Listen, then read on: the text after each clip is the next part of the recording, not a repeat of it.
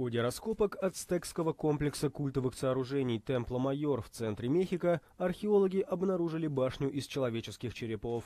Цилиндрическая конструкция диаметром около 6 метров находилась в углу одного из помещений храма, посвященного Уитцелопочтли, богу солнца и войны.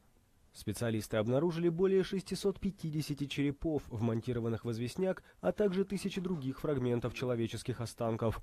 По словам археологов, свидетельства о подобной башне, внушавшей страх в испанских завоевателей, сохранились со времен Кортеса, конкистадора, захватившего ацтекский город Теночтитлан, нынче Мехико.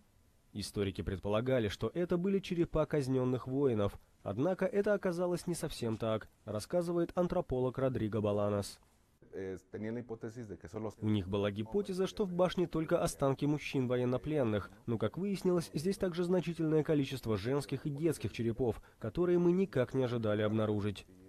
Предположительно, башня связана с ритуалами человеческих жертвоприношений, распространенными у ацтеков.